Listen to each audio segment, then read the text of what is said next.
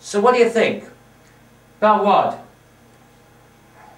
Well, I don't know. What's it supposed to be? What's it supposed... It's a painting! Yes, I know it's a painting, but what's it meant to be a painting of?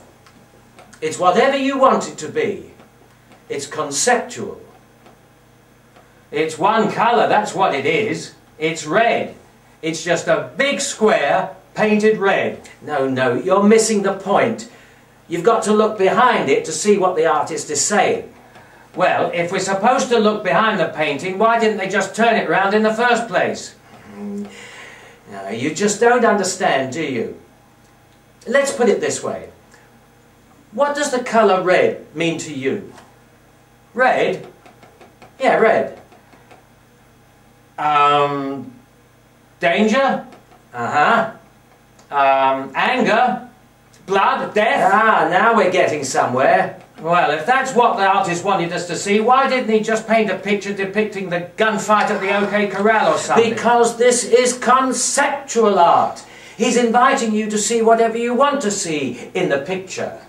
Well, in that case, I might as well sit and stare at the TV when it's off and imagine I'm watching a movie. Oh, you obviously don't understand, so there's no point in me trying to explain it to you.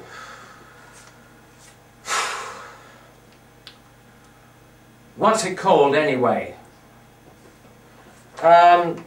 Enigma. Oh, it was just sold for $3 million. American dollars. 3 million? I wouldn't give you 3 million Zimbabwean dollars for it. It hasn't even got a frame. It's rubbish. Shh, keep your voice down. Why? We're not in church. We're in a friggin' art gallery, I think. Look, if you don't understand something, you should just keep quiet. Well, all I know is I could do that. Oh, don't talk stupid. You couldn't do that. I could too.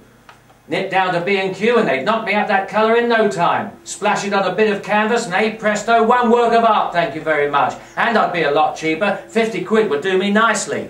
Be quiet, you're just making yourself look ridiculous with your ignorance. Well, it's not what I call art. Not like the old masters. They painted beautiful pictures, just like photographs they were. Well now, it just so happens you've hit on something there. Did you know that many of the old masters, as you call them, painted their pictures using the camera obscura technique? The what? The camera obscura technique. What's that when it's at home? Well, it means darkened room. It's a technique whereby you have a dark room with one small opening to a lighted scene outside. You put a canvas against the wall facing the small opening, and the scene outside is then reflected onto the canvas, and you can draw or paint on the reflected scene. Oh, like painting by numbers, you mean? Well, kind of. Well, I didn't know that. Well, what you don't know about art would fill a library. Oh, and you're an expert, I suppose? No, certainly not. I do know one thing, and that is that art evolves. It's forever changing.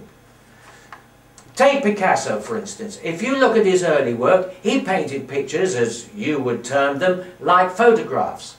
His Old Fisherman, for instance. But he evolved. His style changed. He went through his blue period and then on to Cubism and so on.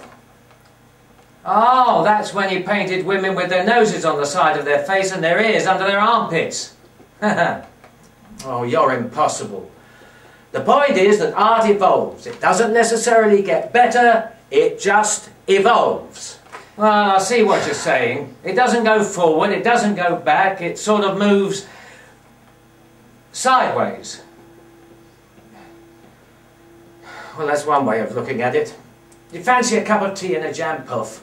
Yeah, why not? I hope the jam's a better colour than that bleeding painting. Cool.